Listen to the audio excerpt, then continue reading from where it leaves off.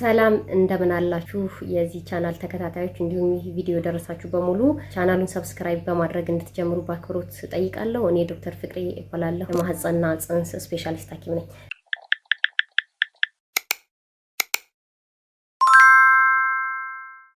በዚህ ቪዲዮ ይዤላችሁ የመጣሁት በእርግዝና ጊዜ ስለሚከሰት የራስ ምታት አይነት ወይም ፕሬግናንሲ ሪሌትድ ሄዴክ ነው። ምክንያቶቹን ዘርዘር አድርጌ ነግራችኋለሁ። እናንተም በትዕግስት ተከታተሉት። እንግዲህ በእርግዝና ጊዜ የሚከሰቱ የራስ ምታት አይነቶች በዋናነት ሁለት ከፍለን ነው የምናያቸው። የመጀመሪያዎቹ ሲሪየስ ኮዝ የምንላቸው ሲሆኑ ሁለተኛዎቹ ደግሞ ነን ሲሪየስ ኮዝስ የምንላቸው ናቸው። እንግዲህ እነዚህ ሲሪየስ ኮዝ፣ ነን ሲሪየስ ኮዝ ብለን የከፋፈልንበት በዋናነት ምክንያቱ ምንድነው? ሲሪየስ ኮዝ የተባሉትን ሚስ ብናደርጋቸው የእናትን ህይወት እስከ ማሳጣት ድረስ ሊያደርሱ ስለሚችሉ ማለት ነው። የተለመደው ነን ሲሪየስ የምንላቸው ኮዞች ናቸው። ብዙዎቻችሁ በእርግዝና ጊዜ ሊያጋጥማችሁ የሚችለው የራስ ምታት አይነት ሲሆን በዋናነት ምክንያቶቹን እስኪ ልንገራችሁ። በአንደኛ ደረጃ በእርግዝና ጊዜ እንግዲህ ከዚህ በፊት ያልነበረ የሆርሞን መለዋወጥ ይከሰታል። ኤስትሮጅን ኤንድ ፕሮጀስትሮን የሚባሉ ሆርሞኖች አሉ። በእነሱ መለዋወጥ ምክንያት በተለይ በመጀመሪያዎቹ 3 ወራት እየጨመሩ ይሄዳሉ ማለት ነው። እርግዝና ውጭ ከነበረው ሌቭል በጣም ይጨምራሉ።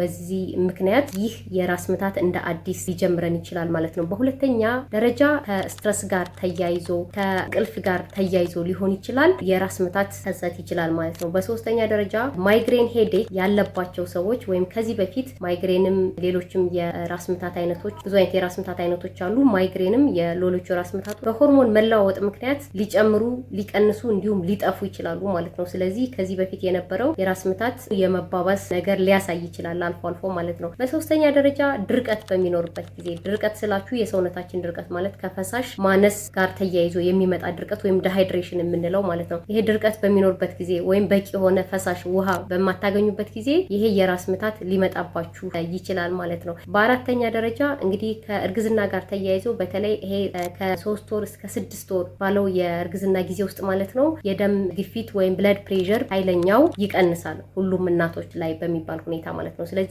የደም ግፊት መቀነስ እንደዚህ የራስ ምታት ሊያመጣ ይችላል ማለት ነው። አንዳንዴ ደግሞ እርጉዝ ሴቶች ምግባቸውን ስኪፕ ሊያደርጉ ይችላሉ፣ ላይበሉ ይችላሉ፣ ምሳ ሊዘሉ ወይም ቁርስ ሊዘሉ ይችላሉ። በዚህ ምክንያት ሰውነታቸው ውስጥ የሚገኘው የብለድ ሱጋር ማለት ነው በጣም ይቀንስና ለእንደዚህ አይነት የራስ ምታት ምልክቶች ከሰቱ ይችላሉ ማለት ነው። በአራተኛ ደረጃ እንግዲህ እዚህ አፍንጫችን አካባቢ ያሉ ሳይነሶች የሚባሉ አሉ። እነሱ የደም ስሮች ኖርማሊ ያድጋሉ፣ ኢንጎርጅድ ይሆናሉ በእርግዝና ጊዜ ማለት ነው። ስለዚህ ከዚህ ከሳይነሶች የደም ስር ኢንጎርጅድ መሆኑ ወይም ሳይነስ ኮንጀክሽን የሚባል ነገር ነው። ከሱ ጋር ተያይዞ የራስ ምታት ከሰት ይችላል ማለት ነው። እንግዲህ እነዚህ የራስ ምታት አይነቶች በቀላሉ የራስ ምታት ማስታገሻ መድኃኒቶችን በመስጠት ልናክማቸው የምንችላቸው ናቸው። እረፍት በማድረግ ራሳችንን ሃይድሬት በማድረግ ውሃ፣ ፈሳሽ ነገር በደንብ በመጠጣት በቀላሉ ልናክማቸው የምንችላቸው ናቸው ማለት ነው። በሁለተኛ ደረጃ ገልጽላችሁ ሲሪየስ ኮዝስ የሚባሉትን ነው። ሲሪየስ ኮዝስ የሚባሉት ብዙ ጊዜ የሚከሰቱት እርግዝናው ጊዜው እየጨመረ በሚሄድበት ጊዜ ሲሆን ለዚህ